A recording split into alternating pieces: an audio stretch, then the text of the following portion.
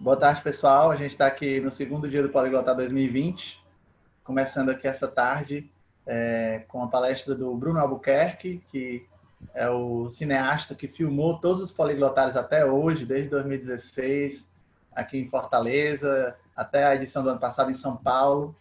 Então, ele fez todos esses vídeos que vocês assistem aí no canal. Então, o Bruno vai falar da linguagem cinematográfica, né? Como é que os filmes se comunicam conosco. Então, Bruno, com você, por favor. Show! Tá todo mundo me vendo e me ouvindo direitinho? Tá tudo certo? Porque agora eu tô fazendo transmissão usando a câmera e eu nunca tinha feito, eu tô começando a experimentar e tá ficando bem legal a qualidade. Gente, queria primeiramente agradecer ao Juliano, eu fiquei muito feliz quando ele me convidou para participar aqui. Eu gosto muito do Poliglotar, eu gravo o Poliglotar desde a primeira edição, né, desde 2016. Aí gravei 2016, 17, 18 em Fortaleza. Ano passado a gente foi para São Paulo. Esse ano a gente ia para Recife, né? Só que infelizmente por conta do coronavírus a gente teve que adiar essa ida para lá, mas eu produzi todos os vídeos, né? Eu que gravei, eu que editei, e todo esse processo de concepção do vídeo foi eu que fiz. Mas eu estou muito feliz porque agora eu sempre participei do Poliglotar como o cara que acompanha o evento, que faz parte da organização do evento, que grava o evento, e pela primeira vez eu estou participando como palestrante. Eu fiquei muito feliz com o convite do Juliano, queria agradecer mais uma vez o convite, tá? Mas eu preparei uma apresentaçãozinha mais formal aqui pra gente. Nem tão formal assim, né? Deixa eu compartilhar aqui a tela para vocês verem. Eu costumo fazer as minhas apresentações, eu fazia por slide, mas sempre me limitava, os slides ficavam com muita informação, às vezes eu tinha que tirar informação para poder caber no slide, isso nunca era muito bacana, então eu comecei a fazer em versão escrita mesmo, para poder ter mais conteúdo e poder falar um pouco mais sobre os assuntos que eu estou abordando. Então, o nosso tema hoje é a linguagem cinematográfica, como os filmes se comunicam com você. A gente vai falar sobre como que os filmes se comunicam com a gente, sem necessariamente utilizar palavras, utilizando a linguagem do cinema, que ele tem uma própria linguagem, ele tem uma própria gramática, digamos assim. E eu queria, antes de mais nada, me apresentar para vocês, né? Quem sou eu para falar sobre o assunto? Eu sou Bruno Albuquerque, eu tenho 24 anos, somente. Muita gente fala, nossa, só tem 24, eu só tenho 24. E eu sou cineasta independente, videomaker profissional e fundador da SB Cinema, que é talvez o maior portal de cursos de cinema do Brasil. Eu falo talvez porque eu não tenho uma informação precisa dos outros portais de cursos de cinema, mas pelo nosso crescimento, em menos de um ano, a gente tem alcançado quase 5 mil alunos espalhados por 5 países, né? Eu deduzo que nós somos a maior, pelo menos para o espaço de tempo que a gente existe, né? Eu escrevo sobre cinema desde os meus 12 anos, então desde muito pequenininho eu escrevia críticas de cinema, sempre escrevi essas críticas. Começou tudo com uma insistência do meu pai em que eu criasse um blog para poder ganhar dinheiro na internet. Ele falava, filho, cria um blog para você ganhar dinheiro na internet. E aí eu tinha só 12 anos e criei, e eu falei, pai, eu vou falar sobre o que nesse blog? Ele falou, tu gosta de cinema? Fala de cinema, obviamente. E aí eu comecei a escrever, eu acompanhava muito naquela época o Omelete, e aí eu via as críticas deles, acompanhava e tudo mais, e criei esse meu blog aos 12 anos. Era muito ruinzinho, mas foi bom porque eu fui aprendendo na tentativa e erro, e eu comecei muito cedo. Então eu tive muito tempo para poder errar, muito tempo para poder aprender. E é isso, eu escrevo sobre cinema desde 12 anos, eu botei aqui, é verdade, posso provar, porque eu tenho vários haters na internet que adoram dizer que isso é mentira, adoram dizer que isso é um absurdo. Eu não acho absurdo nenhum, eu acho bem bacana de comentar isso. Oi? Alguém falou alguma coisa? Essa é a tradução para o inglês. Tudo bem, beleza, vou continuar aqui. E eu trabalho com produção audiovisual desde os 18, né? Então, há 6 anos eu trabalho com produção... 6 anos? 6 anos. Comecei em 2014. Eu trabalho com produção audiovisual em várias áreas, né? E aos 21, eu abri a minha própria produtora. Eu comecei trabalhando para outras pessoas, obviamente. E aos 21, eu abri a minha própria produtora de filmes publicitários para a web, que é a Screen Filmes. E eu atendia vários players do mercado brasileiro, como Simone Simaria, Febracis, Chepito, Supermercado Guará, Barnes Burger, Pizzaria Vignoli, Caltech Engenharia, Uniateneu Centro Universitário, Colégio 7 de Setembro e muitos outros, como o Poliglotar também. Tá? Nos últimos 2 anos eu dirigi, escrevi e produzi 5 filmes de curta-metragem, 2 deles foram indicados para festivais nacionais e internacionais, e foram vistos por mais de 30 mil pessoas, porque a gente fez alguns lançamentos pela internet mesmo, para poder divulgar os filmes e colher o feedback do pessoal, e a gente alcançou 30 mil pessoas. E atualmente eu estou na pré-produção do primeiro longa-metragem da minha carreira, onde eu atuo como diretor de fotografia e montador, e eu estou finalizando a escrita do meu próprio longa, que eu devo dirigir ano que vem, se a pandemia se dissolver e permitir que a gente trabalhe, né? E o meu canal no YouTube hoje conta com mais de 63 mil inscritos e 4 milhões e meio de acessos, e me proporcionou várias coisas, dentre essas várias coisas maravilhosas, conhecer uma galera incrível que faz cinema no Brasil e no mundo, como o Kleber Mendonça Filho, que dirigiu Bacurau, Aquários, Ana Mulaé, que dirigiu Que Horas Ela Volta, Durval Discos, e era roteirista do Castelo Rá-Tim-Bum, o Daniel Rezende, que é diretor do Turma da Mônica Laços, Bingo, e montou Cidade de Deus, o Jardineiro Fiel e vários outros grandes filmes, o Celton Mello, no filme da Minha Vida, O Palhaço e tantos outros projetos da Globo que a gente conhece, Leandra Leal, Juliana Paz, o James Ward Birkitt, que é um roteirista e storyboarder hollywoodiano, ele fez o filme Rango, que é um filme de animação, que se não me engano ele ganhou o Oscar de melhor animação, que é um filme de um calanguinho no Velho Oeste e tal, e ele dirigiu um filme muito bom, que é um dos meus filmes favoritos, que é Coerência, e o Michael Stahl David, que é o astro do Cloverfield, que é um filme de 2008 que eu também gosto muito, e ele também tá em Narcos. Toda essa galera, eles deram entrevistas pro meu canal, eles participaram do meu canal de alguma forma. O Michael, no caso, ele participou de um curta-metragem meu, eu mandei um direct pra ele, ele topou e foi muito bacana a experiência de gravar com ele pela internet para um filme que a gente estava fazendo. E aí eu queria, caso você goste da palestra, e durante a palestra você fazer um stories no Instagram e me marcar lá, @bruno.video, só para marcar presença e depois eu poder compartilhar os stories de vocês que vocês me marcaram, tá? Mas vamos lá começar o nosso conteúdo. O que é a linguagem cinematográfica, né? De acordo com a Ana Maria Baiana, que é uma jornalista incrível, ela é votante, eu não sei se ela ainda é, mas ela era, pelo menos, votante do Globo de Ouro, e ela mora em Los Angeles e cobre as grandes premiações por lá. Ela tem um livro muito bom chamado Como Ver um Filme, que eu, inclusive, acho que tenho aqui. É esse livro aqui, que eu recomendo muito, gosto demais dele. Foi um dos primeiros livros que eu li de linguagem de cinema. E deixa eu só tirar meu gato aqui, que ele tá tentando fugir pela janela. Vem cá, vem. Pronto. Quem acompanha as lives lá do canal sabe que ele sempre aparece. E ela diz, tem uma frase dela muito bacana no livro, que ela diz o seguinte: nada que a gente vê na tela é gratuito, tudo que está na tela possui uma razão de ser. Ou seja, tudo aquilo que a gente escuta, tudo aquilo que a gente vê, o que a gente vê, como a gente vê, o que a gente escuta, como a gente escuta, na ordem que a gente vê, na ordem que a gente escuta, tudo isso tá ali por uma razão de ser, nada tá ali gratuito, tudo possui uma função narrativa ou uma função de coerência, né? A gente vai falar um pouquinho mais sobre isso mais para frente, mas a gente está acostumado quando vê um filme prestar atenção mais na história, prestar atenção mais nos atores, nos personagens, e também naquilo que a gente presta atenção em algum outro elemento é mais fotográfico, né? Um elemento mais visual. E existem N outros elementos na cena que compõem aquelas cenas, que compõem o universo sonoro de um filme, que estão ali presentes com o intuito de contar uma história, com o intuito de te passar uma ideia, de te transmitir alguma sensação, de te fazer ter determinada reação enquanto você assiste a algum filme, certo? Ou seja, tudo que vemos, como vemos, na ordem que vemos, tudo que ouvimos, como ouvimos, na ordem que ouvimos, está ali por algum motivo.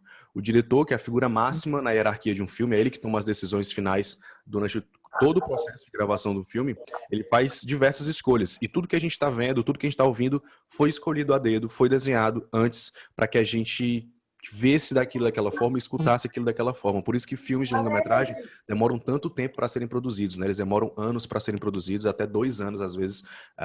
Tem filmes, tem continuações de filmes que a gente conhece que eles começam a produção da continuação poucos meses depois do primeiro filme ter sido lançado no cinema, e mesmo assim demora todo esse tempo para ser finalizado, porque eles estão organizando tudo, preparando tudo para ser do jeitinho que o diretor quer imprimir aquela visão no filme, certo? E aí eu coloquei aqui, ó, desde os enquadramentos, a iluminação dos personagens, a um mero detalhe no cenário ou as cores que determinado personagem veste, com uma intenção para gerar no público determinada reação, ou nos fazer sentir determinado sentimento, certo? Nisso, para poder facilitar a didática dos meus cursos e facilitar a didática das minhas apresentações sobre cinema, eu destrinchei a linguagem cinematográfica, que é o conjunto de elementos que compõem um filme, em 7 camadas principais, e são elas: o roteiro cinematográfico, a linguagem audiovisual, a direção de fotografia, a direção de arte, a direção de som, a montagem e a mise-en-scène, certo? e é sobre algumas delas que iremos conversar hoje. Por mim, eu falaria sobre todas, me aprofundaria em todas, mas infelizmente a gente não tem tempo para isso, visto que, por exemplo, só o meu curso disso tem 8 horas de duração e eu estou no processo agora de concepção e gravação de uma versão estendida desse curso que vai ficar com aproximadamente 16 horas. Então, é muito conteúdo, é muita coisa, são muitos detalhezinhos, muitas regrinhas, muitas possibilidades que a linguagem audiovisual, que a linguagem cinematográfica traz para a gente, certo? E aí eu separei algumas aqui para a gente conversar hoje. Eu queria começar com o que a gente mais conhece, né, que é o roteiro cinematográfico. Eu acredito que, mesmo sem ter consciência disso, quando o cinema nasceu, lá em 1890 e poucos, 1900 e pouquinhos, com os primeiros filmes dos irmãos Lumière, né, que são considerados pais do cinema, que eles simplesmente eles inventaram o cinematógrafo, que era a câmera da época, que gravava poucos segundos em filme, né, em película, e eles ligavam a câmera apontando para alguma coisa. Então eles gravaram a chegada do trem na estação de Ciotá. Depois eles gravaram como é que diz? A saída dos funcionários da fábrica deles, que eles tinham uma fábrica lá. Eles botaram a câmera na entrada da fábrica e gravaram o pessoal saindo. Por mais que eles não tivessem noção disso, eles estavam contando uma história ali, eles estavam criando a narrativa. Então a narrativa e o cinema, eles sempre foram conectados de certa forma. Só que com o passar do tempo, a linguagem cinematográfica, a forma de se fazer cinema foi evoluindo e eles foram, outros elementos, outros recursos narrativos foram se agregando ao cinema, que principalmente vieram do teatro. Então, uma das camadas do cinema que a gente fala ali, a mise-en-scène, é um termo que veio do teatro, né? É um termo francês que significa posto em cena, o que está em cena, que se refere à composição visual de um filme, né? Levando em consideração a arte, a fotografia e os atores, né? Tudo isso veio do teatro, a questão de personagens interpretando, né? A atuação também veio do teatro e se integrou ao cinema. E também o roteiro, né? A contação de uma história, que o teatro já possuía essa noção do roteiro, e o cinema também trouxe para si, certo? E aí eu coloquei aqui, ó, com o passar dos anos e, consequentemente, com o aperfeiçoamento da sua linguagem, o cinema passou a integrar elementos do teatro, como cenários, figurinos e histórias sendo contadas. E hoje, mesmo após mais de 100 anos de existência do cinema, ainda somos surpreendidos por grandes histórias. Mas e se eu te dissesse que todas elas são contadas praticamente da mesma maneira? Eu geralmente falo isso, a galera do cinema fala, nossa, que absurdo, é uma heresia. Mas não é, se você for ver, assim, e pegar a estrutura que eu vou apresentar para vocês aqui hoje, você vai ver que praticamente todos os filmes que a gente assiste, eles seguem essa estrutura. Ah, mas tem um diretor, Tarkovsky, que é um diretor que tem um tempo diferente e tem uma abordagem diferente. Se você pega o filme do Tarkovsky, você aplica a estrutura, encaixa certinho. Ele tem um tempo diferente, ele tem uma abordagem diferente, temáticas diferentes, um viés diferente do narrativo padrão clássico hollywoodiano que a gente está acostumado e que a gente acabou integrando aqui no Brasil também. Mas se você for parar para analisar com calma, ele se encaixa na estrutura narrativa do mesmo jeito, certo? E aí, antes da gente falar um pouquinho mais sobre como é que o roteiro é estruturado, como é que ele é desenvolvido e tudo mais, a gente precisa saber o porquê do roteiro. Toda história, ela possui uma temática, e é isso, não sei o que estou dizendo, são vários teóricos e escritores que fizeram livros, materiais didáticos sobre roteiro. Então, o Doc Comparato, que é um roteirista brasileiro que tem um livro maravilhoso que é da Criação ao Roteiro, que não está aqui, está lá na sala, eu devia ter trazido para poder mostrar para vocês, ele fala sobre isso, toda história tem uma temática. A Jill Chamberlain, que é uma script doctor americana, que o trabalho dela é analisar roteiros antes deles serem apresentados para os estúdios. Ela diz também, todo filme possui uma temática, todo roteiro possui um tema. Só que aí eles não se aprofundam muito nisso, né? E aí eu comecei a estudar muito roteiro nesses últimos anos, até para poder desenvolver o curso Decifrando o Roteiro, que é um dos nossos cursos. E eu percebi que toda história ela possui uma temática, e essa temática ela pode ser subdividida em dois sobres, o sobre um e o sobre dois. O sobre um ele é mais superficial, ele é mais uma questão quase jornalística. Quem, quando, onde, porquê, quando, essas perguntas que vão compor a nossa história, que é a superfície da nossa história, certo? E que são, quem são os personagens, quem é o protagonista que a gente vai acompanhar, quem é o antagonista, qual é a problemática, onde é que essa história se passa, quem são os personagens, enfim. E aí nós temos o sobre dois, que é a reflexão que essa história vai nos causar. Aqueles personagens estão passando por determinadas situações, estão lidando com determinados problemas para te passar uma ideia, por exemplo, dois personagens são muito amigos, mas têm divergências, se separam e começam a enfrentar problemas, depois percebem que eles têm que se unir para poder chegarem em objetivos comuns. O filme está falando sobre a amizade, sobre a importância de deixar de lado as diferenças. Então, esse é o sobre dois. E aí, cada filme vai ter um sobre dois diferente. E a própria Ana Maria Baiana, aqui no livro dela, ela fala um pouquinho sobre isso, eu lembrei agora para comentar com vocês. Ela não chama exatamente de sobre dois, isso aí é uma denominação que eu coloquei. Mas ela fala aqui, deixa eu achar aqui rapidinho. Se eu não achar, não tem problema, que eu possa lembrar de algum filme para mostrar para vocês. Não vou achar. Mas ela fala aqui de vários filmes, como O Resgate do Soldado Ryan, Titanic, e ela vai mostrando esses sobre dois desses filmes que a gente assiste. E com certeza, se você parar para pensar em algum filme que você assiste, você vai... que você já assistiu, você vai perceber alguma temática, alguma abordagem, um sobre dois, sobre o que é que aquele filme fala, certo? E isso é muito importante porque tudo que a gente vai ver a partir de agora, todos os elementos de linguagem cinematográfica, todos eles estão lá presentes com a intenção clara e específica de contar uma história, de ajudar a contar aquela história. A gente vai ver as imagens na ordem que a gente vai ver, do jeito que a gente vai ver, para ajudar a contar essa história que vai estar aqui no roteiro.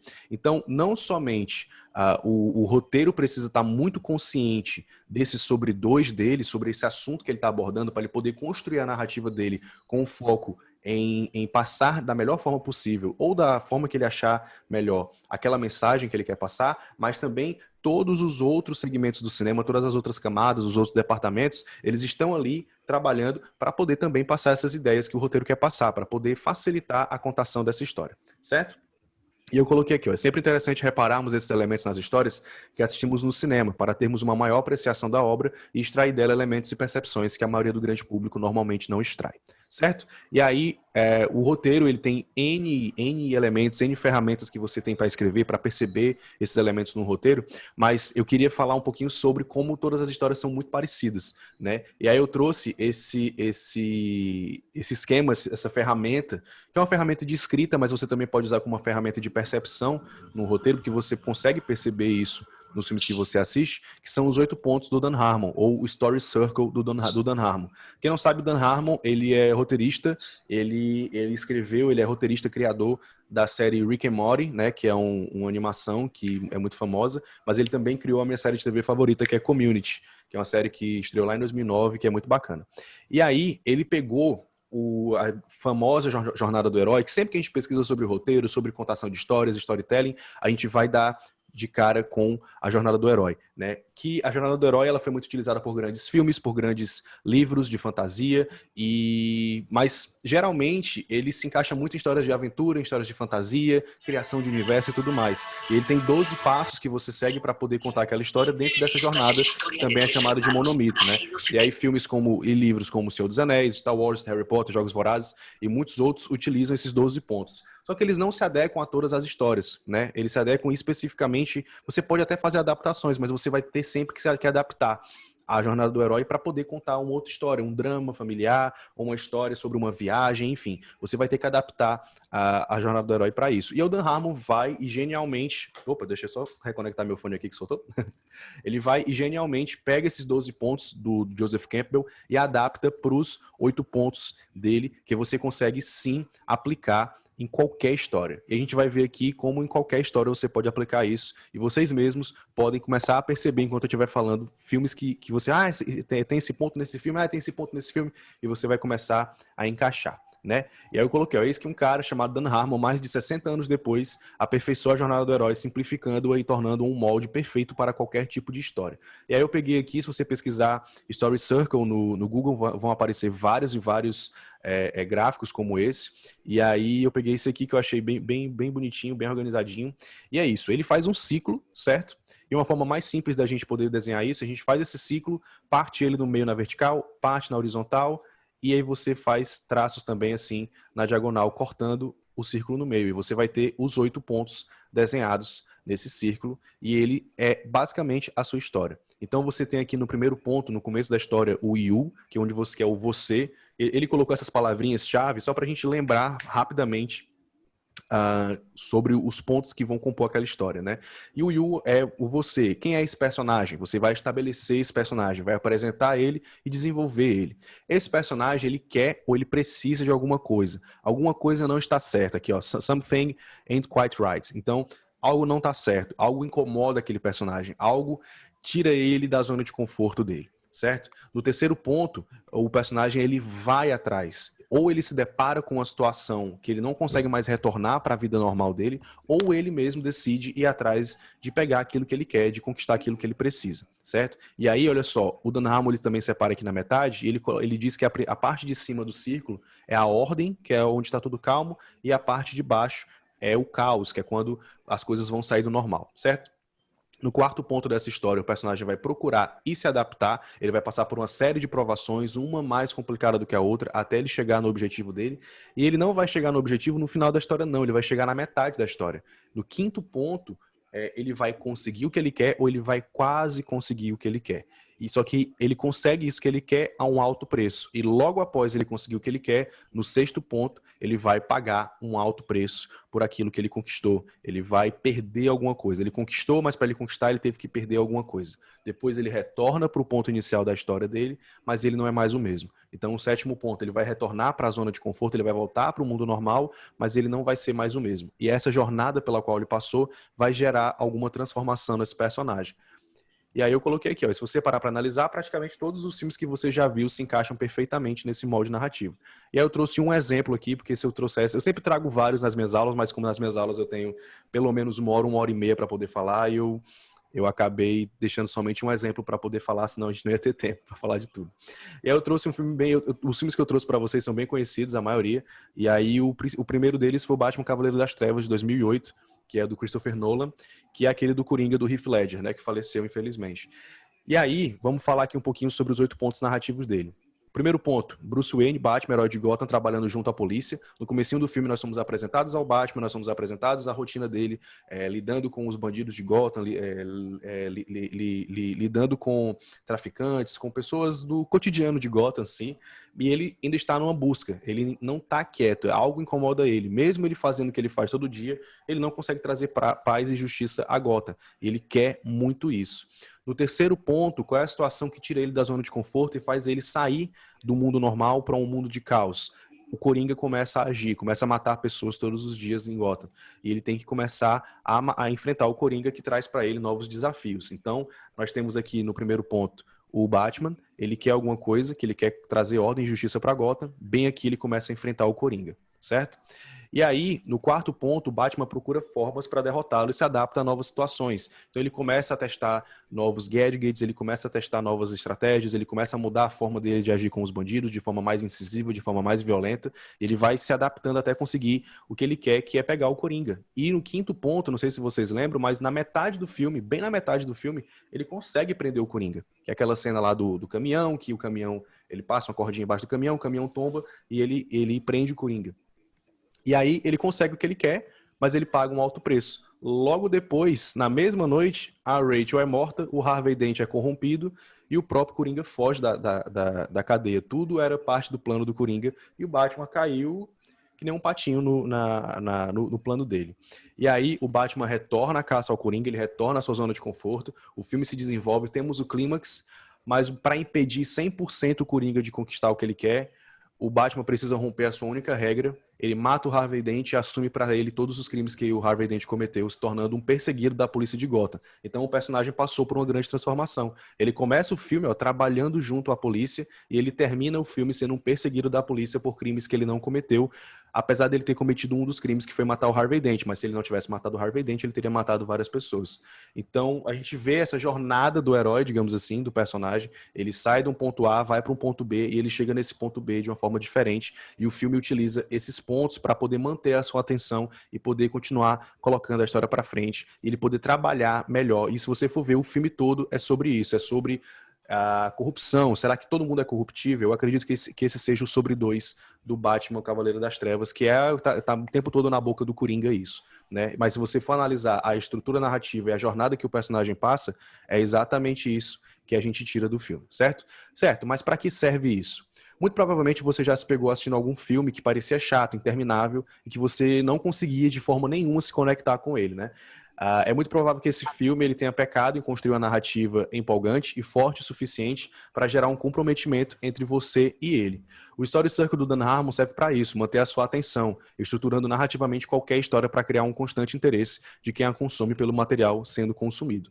A partir de agora, veremos como todas as outras camadas do cinema existem para ajudar a contar o roteiro sem a utilização de palavras, porque cinema não é só história, cinema não são só personagens, cinema não é só o roteiro, como eu falei mais no comecinho da palestra. E agora a gente vai falar um pouquinho sobre a linguagem cinematográfica e como é que o filme se comunica com você utilizando ela, né? A camada 2 é a linguagem audiovisual, que são tudo aquilo envolvendo planos, enquadramentos, ângulos, movimentos de câmera, e eu adoraria poder falar sobre cada um deles aqui com vocês e mostrar cada possibilidade, mas isso aqui só lá no meu curso dá 2 horas de curso, então eu tive que trazer somente um pedacinho para poder abordar para vocês. E aí eu trouxe também um filme que muita gente conhece, que é o Bacurau, que eu inclusive revi antes de ontem para poder fazer uma análise lá no meu canal.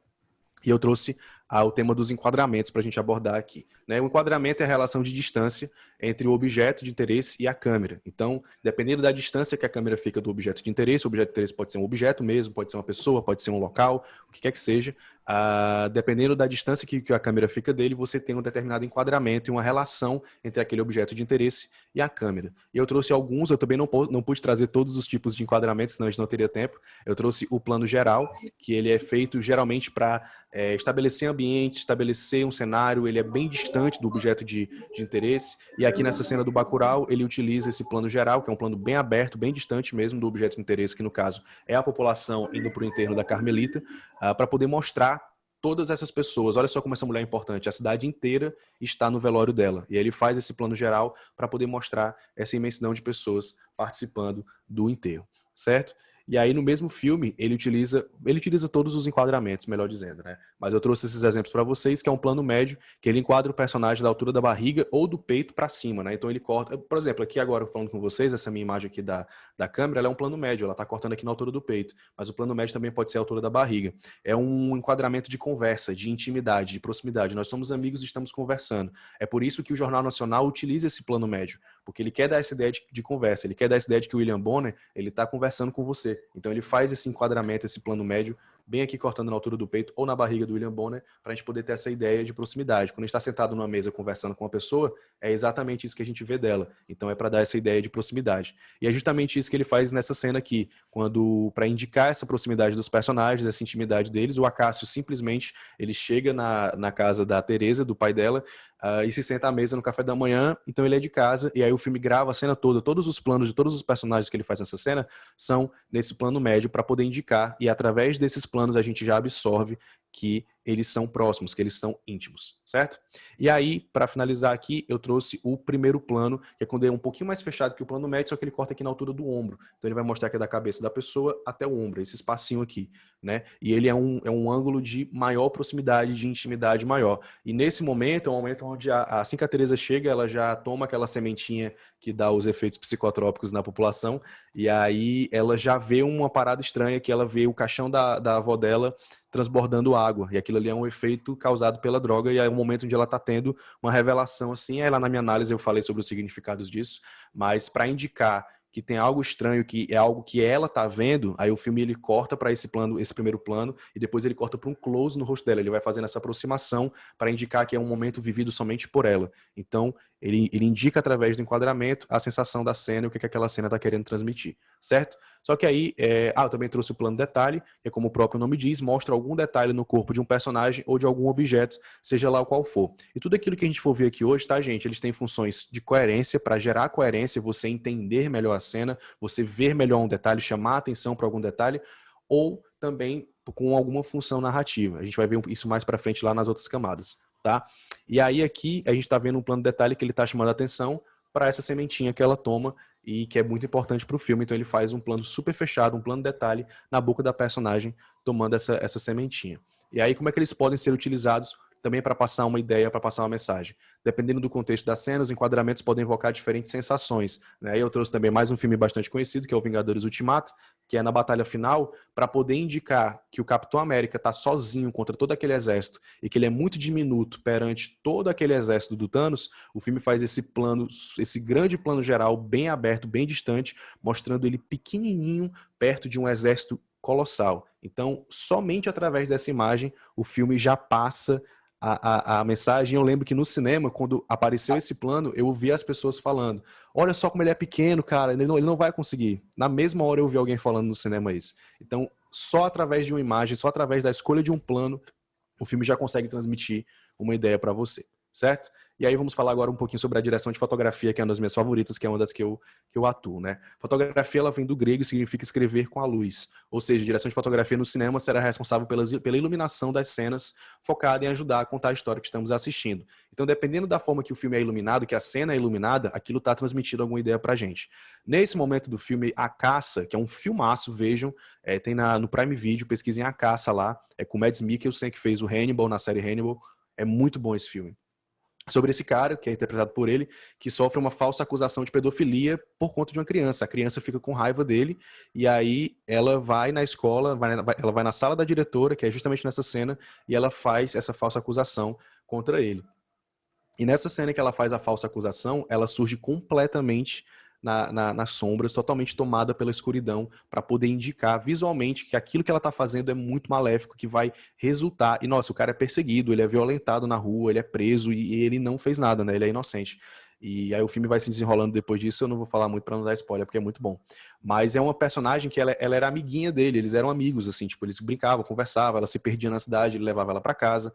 E aí ela sempre surge bem iluminada, com a luz do sol, a luz do dia, mas nessa cena, quando ela faz a declaração mentirosa contra ele, ela surge totalmente na escuridão, e é uma utilização sensacional da fotografia. Eu trouxe um filme aqui que eu gosto muito, que é o Drive, que nessa cena ele é um bandido, ele é um criminoso, mas ele enxerga na Irene, né, que é o interesse amoroso dele, no filho dela, o Benício, a oportunidade de ter uma família e ter uma vida normal, ter uma vida fora do crime. E nessa cena é quando ele percebe isso, que ele está dentro do apartamento dele, observando ela passeando lá embaixo, no parque com o filho, e aí eles vão, e aí você vê que lá fora, olha só, a iluminação está bem branca, né? Tem bastante nuvem, a luz está bem difusa, bem branca. Mas aí o filme vai e coloca essa luz como se fosse a luz do pôr do sol quente, iluminando o personagem aqui nas costas dele para indicar que ele está se sentindo aquecido, digamos assim, ele está se sentindo feliz em ver aquela família da qual ele quer fazer parte, né? E aí é mais uma utilização muito bacana da iluminação, da direção de fotografia para poder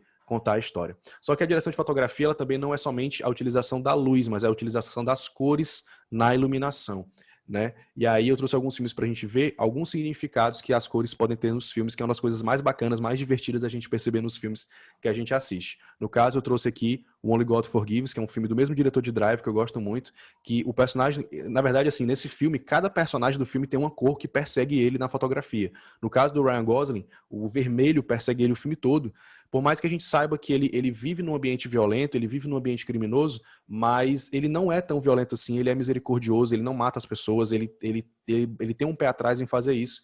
E a gente não entende porque é que esse vermelho que simboliza tanto o sangue, né, a violência, persegue o personagem. Lá pro final do filme a gente descobre que ele tem uma coisa do passado dele que o conecta com a violência, também tem toda a relação das mãos dele com isso, enfim. E aí o filme vai desenvolvendo isso o filme todo através da fotografia avermelhada para simbolizar perigo, simbolizar violência. E é uma cor que vem... A psicologia das cores, ela absorve muito essas emoções, essas sensações que as cores vêm da natureza, né? Então o vermelho vem do sangue, e aí geralmente simboliza violência, né? Também pode simbolizar amor, dependendo do contexto, mas a cor da natureza mesmo, que tem vermelho é o sangue, né?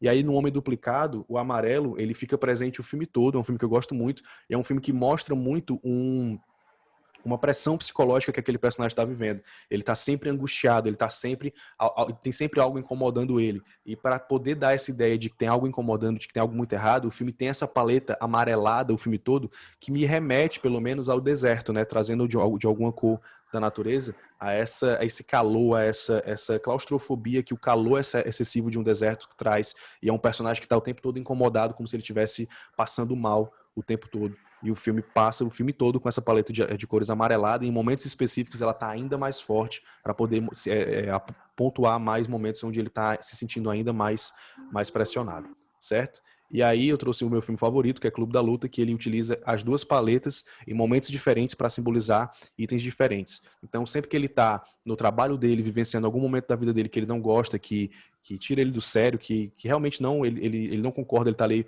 forçado, o filme utiliza essa paleta mais azulada, mais fria, que simboliza solidão, tristeza, e insatisfação, né? E quando ele muda de vida e vai morar com Tyler Durden e aí funda o Clube da Luta e começa a ficar revolucionário e tudo, o filme muda a paleta de cores para sempre que ele tá na casa do Tyler ter esses tons mais quentes. Quando ele tá no Clube da Luta, tons quentes. Quando ele tá agindo, fazendo os atos de vandalismo deles, tons quentes o tempo todo presente. E aí o filme, se você for ver, ele é muito meticuloso. Sempre que ele tá no trabalho, azul. Sempre que ele tá no Clube da Luta ou na casa do Tyler, amarelo. Sempre, sempre, sempre.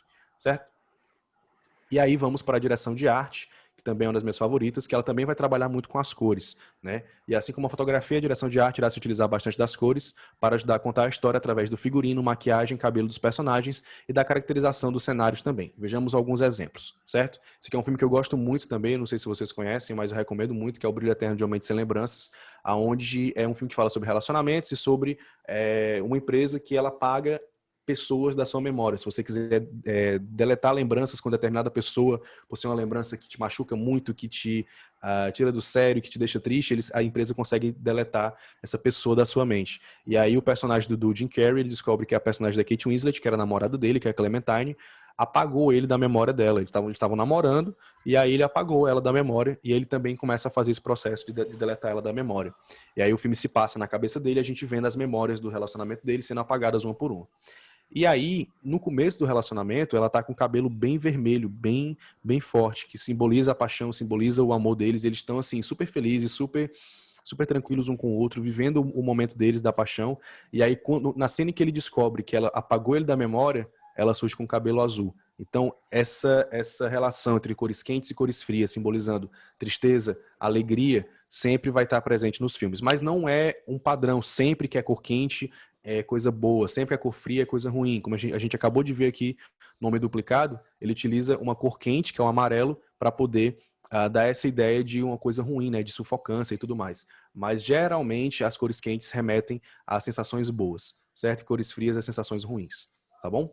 E aí eu trouxe um filme nacional para a gente poder comentar aqui, que é A Vida Invisível, do Karim Ainous, que é um filmaço, eu gostei muito, foi um dos meus filmes favoritos do ano passado.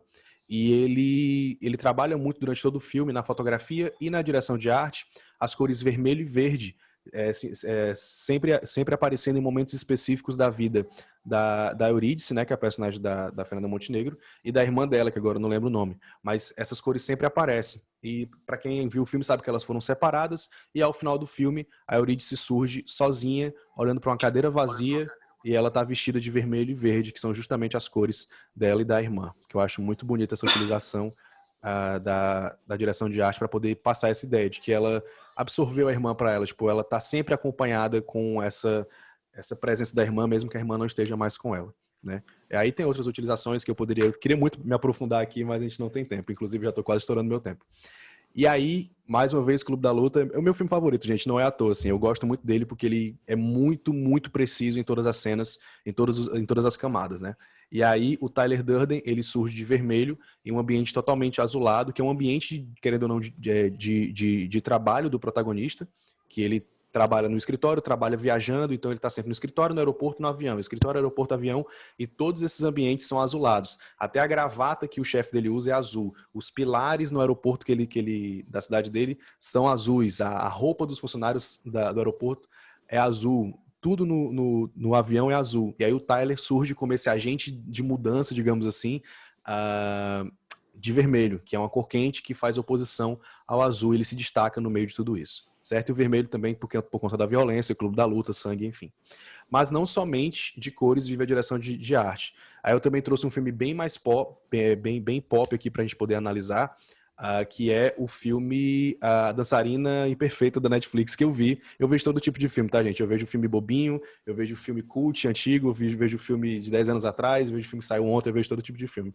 E até nesses filmes mais bobinhos, como o Dançarina Imperfeita, as 7 camadas estão presentes. Então, no começo do filme, que ela tá querendo seguir a carreira acadêmica dela e tudo mais, ela sempre surge com roupas mais certinhas, mais formais, que cobrem o corpo todo, maiores do que ela, tipo, mal ajeitadas.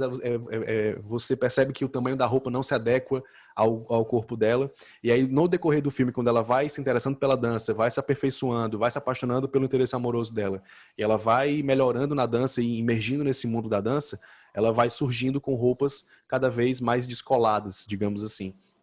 E é no decorrer do filme, é no desenrolar do filme, não é de repente. Ele vai trabalhando isso cena a cena, momento a momento, dependendo da situação que aquela personagem ela se encontra, certo? Deixa eu ver se eu trouxe mais alguma coisa para falar para vocês.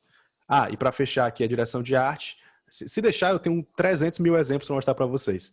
Esse aqui é de um filme recente que eu analisei lá no meu canal, que é o Bastardos Inglórios, onde ele utiliza a direção de arte para poder já prever um pouquinho do que vai acontecer. Nessa cena, para quem viu o Bastardo, sabe que é a cena onde o Hans Landa, ele enforca a Rames Mark, né, que é aquela atriz que está fazendo parte da Operação Kino. E aí, nessa cena, ele está prestes a enforcá-la, e lá atrás a direção de arte coloca um quadro mostrando uma personagem feminina encapuzada com um ponto de interrogação ao redor do pescoço dela. E ele está prestes a desmascará-la, ele desmascara ela está mentindo para ele, e ele percebe que ela está fazendo parte de uma operação para derrubar os nazistas, e momentos antes dele enforcá-la, ele a desmascara, e lá atrás tem uma personagem mascarada com um ponto de interrogação ao redor do pescoço, e é assim que ele a mata, estrangulando ela, né? E aí tem outro momento que eu acho bem bonito, que talvez seja o meu plano favorito do filme, que é a Shosanna, que ela também está em paralelo à Operação Kino, mesmo sem um saber da existência do outro. Ela vai passar um filme, eles vão fazer a exibição de um filme nazista, o filme vai parar, ela vai mostrar um filme dela falando que ela é judia e que ela está lá para matar todos eles, e aí ela surge momentos antes disso acontecer, pensando sobre a cena ao lado de uma janela no formato de um rolo de filme. É muito bonito esse plano, eu adoro esse filme. E aí, para a gente finalizar aqui, para não ter que falar de todas as camadas, já estou super atrasado aqui no meu tempo, eu queria falar um pouquinho sobre a direção de som, porque é um elemento que a gente está sempre absorvendo nos filmes, e é por isso que os filmes eles são tão fascinantes, eles fazem tanta gente cair de cabeça, mergulhar no universo deles, porque eles mexem com 2 dos nossos sentidos que estão funcionando o tempo todo, que é a visão e a audição, né? E a gente está o tempo todo ouvindo coisas do filme, elementos sonoros do filme, e a gente não percebe como é que eles influenciam a gente. Eles nos influenciam, às vezes, em determinadas cenas, até mais do que as imagens. E aí eu quis trazer um pouquinho para vocês a noção de edição e mixagem de som, que a edição de som são os sons que estão inseridos na cena, a escolha e a inserção desses sons, ou a retirada desses sons, a não existência de determinados sons em uma cena, e a mixagem de som é como esses sons eles estão sendo transmitidos juntos, eles estão nivelados, o volume deles está sendo nivelado para poder chamar a atenção para um som mais do que para outro e por aí vai, certo? E aí eu trouxe alguns exemplos para a gente analisar brevemente aqui dos filmes. Eu vou parar aqui a transmissão da tela e transmitir com o som para vocês ouvirem direitinho, tá? Só um instante. Compartilhar som do computador.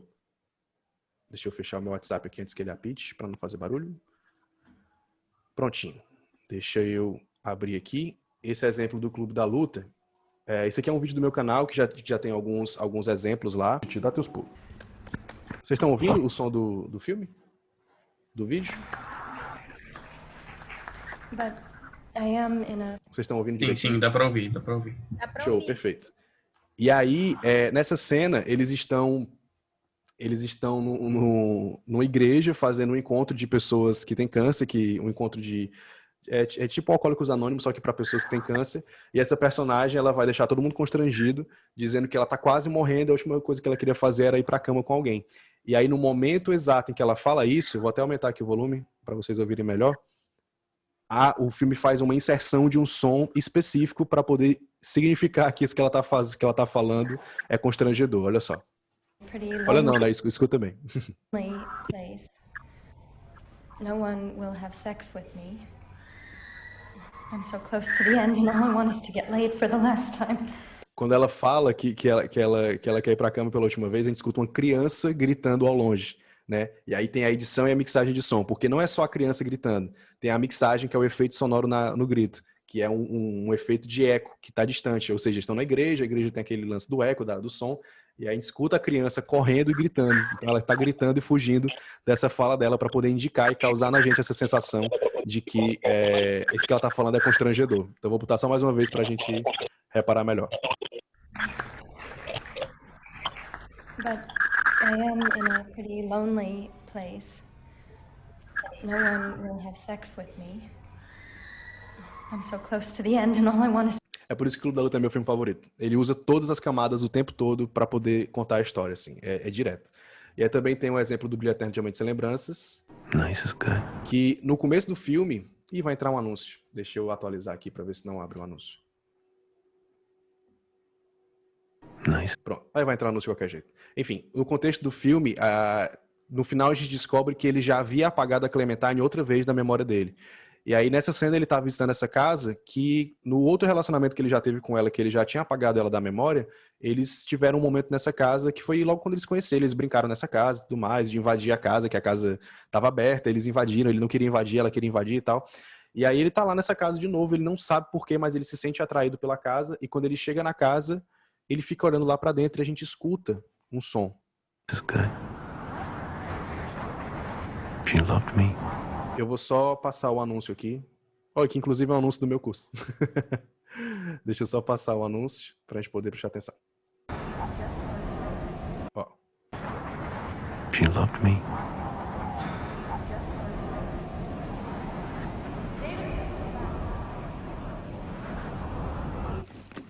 Se você reparar bem, a gente escuta as vozes da personagem, da Clementine, ecoando, como se fossem ecos vindo de dentro da casa. Então eu vou botar mais uma vez para vocês ouvirem. Que é como se fosse... Ele apagou ela da memória dele, mas ele não apagou 100%. A gente ainda tá escutando ela ressoando na mente dele. She loved me.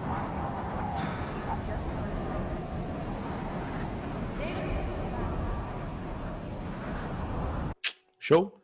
É isto. Deixa eu ver que tem um bate-papo apitando aqui, só que eu não abri o bate-papo. Show. E aí, o último exemplo são dois momentos de Pulp Fiction. Eu já até tinha separado aqui. O primeiro é... Eu acho que ele já vai abrir na cena. Que eu tinha acabado de abrir. Pronto, é aqui mesmo. Nessa cena, o John Travolta, né, o personagem dele, foi convidado pelo seu patrão para levar a esposa dele para passear quando o patrão não tivesse na cidade. Ele tá passeando com ela, só que aí eles começam a se envolver, ele começa a perceber que tá rolando alguma coisa entre os dois, e ele começa a ficar cabreiro com isso, porque, tipo, é a esposa do chefe dele, ele não pode fazer nada com ela, o chefe dele é um gangster, se ele souber de alguma coisa, ele vai matar ele, com certeza. E ele começa a perceber isso. E assim que eles chegam na casa dela, tipo, no começo da cena eles estavam super desconfortáveis um com o outro, no final da cena eles já estão super amigos, e eles vão pra casa depois de ganharem um concurso de dança, e aí, assim que eles chegam na casa, olha só, escuta bem a cena.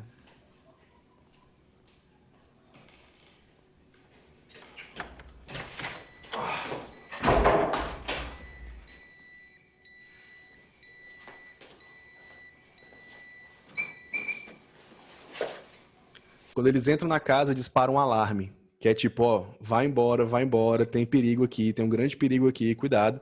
E é ela quem apaga o alarme. Tipo, é ela quem desliga o alarme. Então, é muito legal esse pequeno detalhezinho que ela vai lá e ela também desliga, e o filme mostra isso muito bem, e a gente escuta isso muito bem. Que é o filme falando, ó, tem um grande perigo rolando aqui, cuidado com a sua decisão do que você vai decidir fazer a partir de agora. E isso acontece em outro momento do filme também, que eu vou mostrar pra vocês. Então eu vou mostrar só mais uma vez, só pra vocês repararem melhor, tá?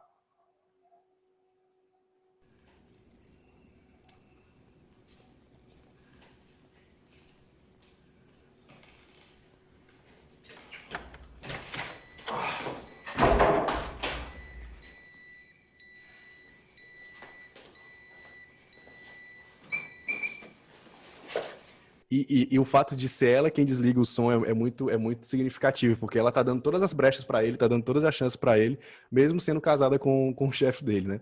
E aí o outro momento do filme é 1h31 e 37, deixa eu ver aqui, 1h31 e 37 segundos. que é quando o... Agora vai ter um pequeno spoiler do filme para quem não viu, mas filme de 94, vocês já deviam ter visto, é um grande clássico. O Butch, né, que é o personagem do Bruce Willis, chega em casa, vê uma arma, percebe que tem alguém no banheiro dele, e olha só o que acontece. E assim, o Butch já tá sendo procurado pela polícia e pelo gangster, né, pelo Marcellus Wallace, que é o chefe lá do John Travolta. Então ele já tá em perigo, e ele já tá correndo grande perigo em voltar para casa dele para pegar um relógio que ele esqueceu. Ele já tá sendo perseguido, já tá sendo procurado, e ele volta para casa mesmo assim. Então ele já tá correndo um grande perigo.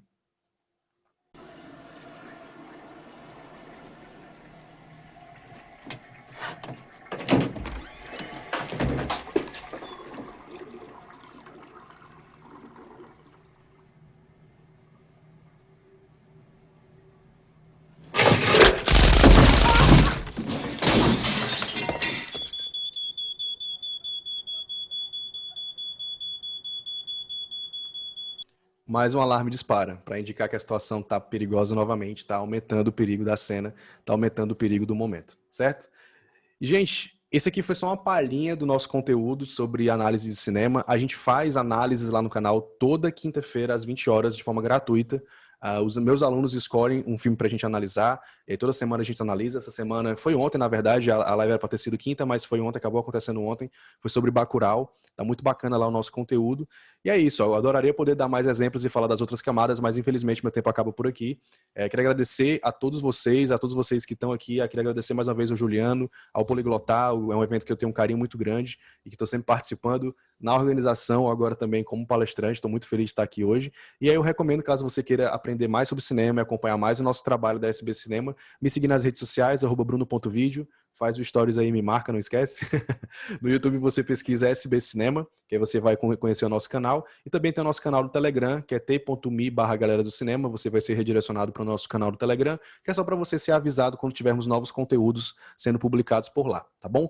E aí eu preparei, para quem tiver interesse em conhecer os nossos cursos, eu preparei um cupomzinho de desconto de 10% para cada um dos cursos. O Decifrando o Cinema, que é o nosso curso de teoria e análise cinematográficas, tá com 10% de desconto também. O Decifrando o Roteiro, que particularmente eu acredito que seja o nosso melhor curso para quem quiser escrever roteiros de cinema. Também preparei um desconto aqui para quem está no Poliglotar. E o Atuação Start, que é o nosso curso para atores e não atores que querem ou aprender a atuar ou se aperfeiçoar na atuação, nessa arte da atuação, para TV, cinema e teatro também, não somente cinema, tá? Tá aqui os links para vocês conhecerem. No momento da compra, se vocês quiserem colocar o código, fiquem à vontade para vocês conseguirem o desconto. E é isso. Queria agradecer mais uma vez e o bate-papo não está aparecendo para mim. É isso. É isso. Obrigado, viu, Bruno? Foi uma ótima palestra. Show. Queria saber se o pessoal tem alguma pergunta. Vocês têm alguma pergunta, pessoal? Vamos José lá. Bruno? Posso falar? Fiquem à aqui? vontade. Eu achei Pode falar, interessante. Achei interessante porque ele estava falando da questão das cores, e aí eu estava justamente lembrando dos filmes do Pedro Almodóvar, né, o espanhol, cineasta espanhol. Não sei se você já viu algum dos filmes, e são assim, filmes que marcam muito a questão das cores. As cores parecem até que são personagens do filme. Uhum. Né? Os objetos, quando eles aparecem, então, o vermelho, o amarelo, a intensidade dessas cores. São muito fortes, né? São fortes e, assim, elas dialogam o tempo todo, não somente com a história, com o contexto, mas como se as próprias cores fossem um personagem também. Muito bacana, muito legal, é isso mesmo. O do Almodóvar, quem gosta muito, eu tenho um box dele aqui, eu já devia ter visto os outros filmes. Quem gosta muito é minha namorada, Michelle, mas eu vi Tudo Sobre Minha Mãe dele, é excelente, e o vermelho tá sempre presente nas mães do filme, né? Todas as mães, em algum momento do filme, elas usam vermelho, né? Que eu acho que e ele fala muito sobre esse amor de mãe, esse amor, essa união entre as mulheres, é bem bacana, e eu acho que o vermelho simboliza, no caso do Tudo Sobre a Minha Mãe, por exemplo, ele pode simbolizar esse amor de mãe, esse amor que as mulheres compartilham entre si no filme. Eu acho bem bacana. O Almodóvar é um excelente diretor. Também, que é Fale com Ela e Uhum. o Volver. Esses dois, acho que o diálogo dessas cores, desses dois especificamente, são bem fortes. E até um dos primeiros que ele fez, Mujeres ao Borde de um Ataque de Nervios. Sim, Esse sim. também, os próprios objetos e as cores também estão ali dialogando. Eu, se não me engano, os que eu tenho aqui no box é o Tudo Sobre Minha Mãe, o Fale Com Ela e o Bolo Beiro, que eu quero ver muito também. O Mas é um Wolverine diretor é muito bom. ótimo. O Quero Wolverine muito é ver. ótimo. Quero ver A Pele que Habito também dele, parece ser muito bom. A Pele que Habita é terrível. Ele divide opiniões, né? Então- Não, é bom, assim, é que é uma reviravolta que te deixa chocadinho, entendeu? Entendi. É pra terrível mim, nesse sentido. pra mim é um dos melhores filmes que eu já assisti. Eu gostei Olha também, aí, A Pele que rapaz. Habito. Bruno, eu queria uma pergunta que eu ouvi aqui no começo, você explicando que tudo tem um motivo, tá ali naquela cena por algum motivo. Mas assim, e o pessoal que é amador, que tá fazendo, que não sabe nem o que é que tá fazendo, não sabe se é aqueles detalhes ali, o que é que você acha? Pronto. Às vezes acontecem coisas por acaso que acabam aparecendo no seu filme. Tipo, um dos meus primeiros curtas, que se chama Aqui Dentro, que tá no YouTube, ele tem um momento que a câmera ela tá passeando por uma casa, aí ela entra em todos os cômodos tranquilamente. Só que antes dela entrar no quarto principal do protagonista, ela dá uma parada e depois ela entra. Essa parada é porque eu tava esperando o foco ajustar sozinho para depois eu entrar no quarto. Aí um amigo meu viu o filme e falou: "Nossa, cara, a câmera, ela respira antes de entrar nesse quarto para poder... É um ambiente muito pesado, né? Aí antes de entrar nesse quarto ela tem que parar um pouco, aí depois que ela entra." Aí eu, com certeza, foi exatamente isso que eu pensei, foi exatamente isso que aconteceu. Mas uma coisa que a galera fala, a galera que estuda teoria de cinema e tudo fala que eu concordo, que assim, por mais que o diretor às vezes não tenha pensado aquilo, mas ele sente, ele sabe qual é a emoção que ele quer passar. Ele acaba indiretamente, querendo ou não, aplicando isso mesmo sem perceber, e aquilo acaba imprimindo alguma coisa no filme, e isso simboliza algo para alguém. Então, nesse mesmo filme, ele começa com um personagem andando, a câmera vai seguindo ele, e aí eu coloquei, só para indicar a mudança de estamos mais perto da varanda da casa e adentrando na casa, que é mais distante da rua, eu mudei os sons, eu coloquei no começo os sons de carros passando, e quanto mais ele adentra, esse som dos carros vai abaixando e nós vamos ouvindo os sons da natureza, tipo passarinhos cantando.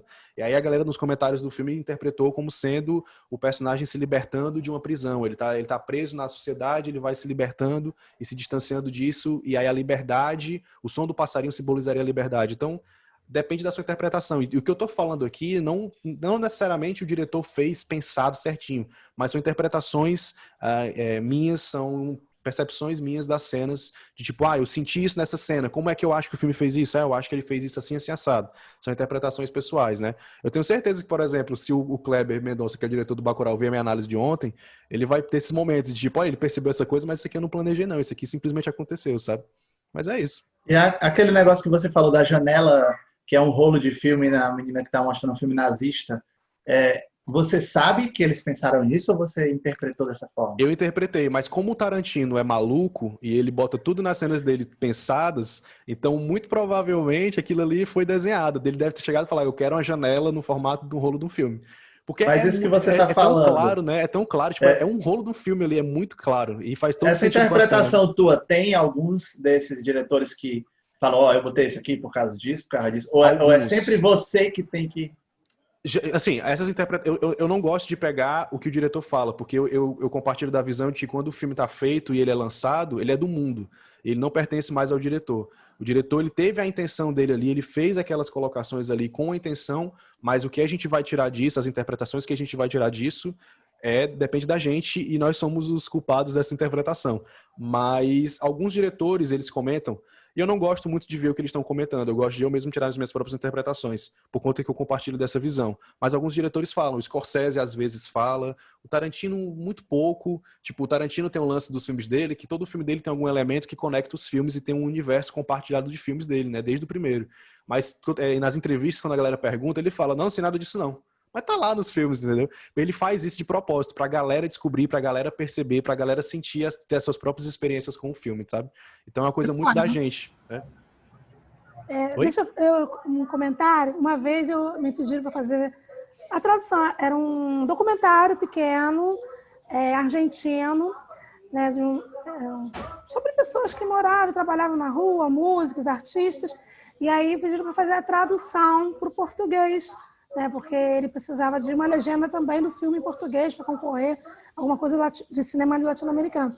E era interessante que assim, eu tive que assistir várias vezes para ver aquele contexto, as cenas, o que estava mostrando ali, né, para poder traduzir, porque não era somente a fala como estava no espanhol, mas assim, o que eu estava visualizando, né? E para poder fazer a tradução com aquilo. Então, assim, para quem trabalha com tradução, essa questão de filmes, né?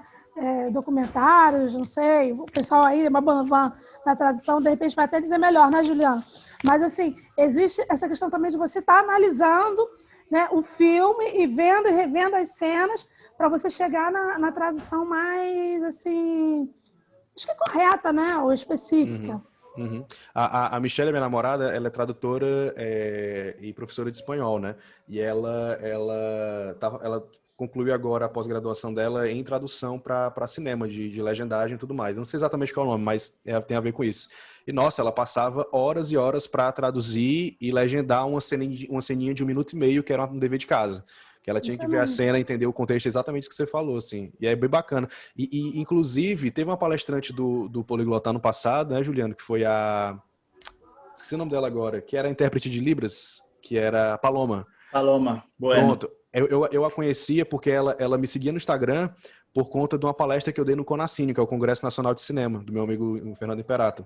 E ela comprou o Conacine, ela paga o Conacine, que tem mais de 100 palestras de análise de cinema, para ela poder entender mais de cinema, para ela poder entender mais de audiovisual, para poder ela exercer melhor a função dela de tradução de audiovisual para Libras, né? É bem bacana isso. Ah, legal. Pessoal, deixa eu falar, daqui a 10 minutos a gente está começando outra palestra, mas assim, essa sala aqui, ela não tem uma restrição de horário rígida, então assim, eu vou ter que sair, mas vocês podem continuar aqui perguntando para o Bruno mais 5, 10 minutinhos se for o caso, entendeu? Eu só estou dando esse aviso, mas podem ficar tranquilos aí, o Bruno pode responder aí mais 5 minutinhos se quiser. Show de bola. Então é isso. O pessoal está pedindo também para você colocar, ver se consegue escrever no bate-papo. Tô vendo aqui bate-papo. Isso. Ou, de repente, até lá no grupo do WhatsApp, os seus contatos. Tá. Depois de uma palestra como essa, a gente não consegue mais ver um filme da mesma forma, né? Não é verdade? Acho que nunca mais eu vou ver um filme da mesma forma. Nunca mais. Pois é, Walter. Walter, saudade. Não. Eu também queria aproveitar, falar rapidinho com o Bruno, agradecer ao Bruno, que eu amei a sua palestra. Show, muito obrigado. Bruno, sou Flávia, faço parte da organização também, e eu comecei a estudar cenografia há pouco tempo, então, assim... Eu consegui pegar quase tudo, não peguei tudo, porque eu também estou um pouquinho aqui, um pouquinho na outra lá, mas vou rever tudo com detalhe. E lembrei da Lista de Schindler, que é aquela menina, né, da roupinha de vermelho, que aquilo é um clássico para mim, eu adoro. O filme todo preto e branco, sala de vermelho, né?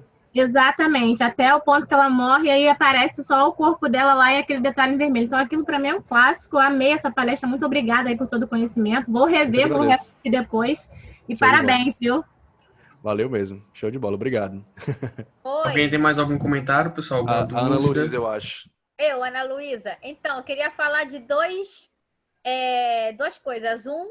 A Mulherzinhas, que saiu agora, Saiu agora ano passado, né? Realmente, eu sou fã de Mulherzinha, já li livro, já vi versão, etc. Mas aí ficou muito claro, quando eram as cenas do passado, era tudo tons laranja, tipo pôr do sol. E quando era o presente, que no caso era o livro 2, mas ok, o futuro delas, né? Era tudo com tons de azul. Então, alguém me falou isso, eu não lembro quem foi. Em alguma palestra minha, alguma live, alguém falou pra ver essa cena do filme, que é justamente o que você tá falando. Porque nessa versão de Mulherzinhas, eles bagunçaram toda a coisa cronológica. É uma bagunça total. Então, quem conhece o livro, ou quem conhece a história, eu desfrutei a bagunça cronológica, porque te dá a emoção até o final. Mas deve ter gente que se incomodou, não sei, de ver a historinha seguindo a mesma ordem. Essa é uma. A outra que eu queria falar é o diretor Wes Anderson, que eu adoro, que ele também usa muito a cor. Ele é muito... Direção de arte, principalmente, né? O Moonrise Kingdom dele é muito bom, o Grande Hotel Budapeste, eu adoro o Grande Hotel Budapeste. É muito bom também. E dos antigos, o Dr. Sisu, que é a versão do Jacques Cousteau, né? Essa homenagem paródia do Jacques Cousteau. Muito massa. Eu gosto muito dele, eu acho ele um baita diretor. Faz tempo que ele não faz filme, né? Acho que o último dele foi o Ilha dos Cachorros, né? Que é uma animação. Só que eu não assisti ainda, quero muito ver.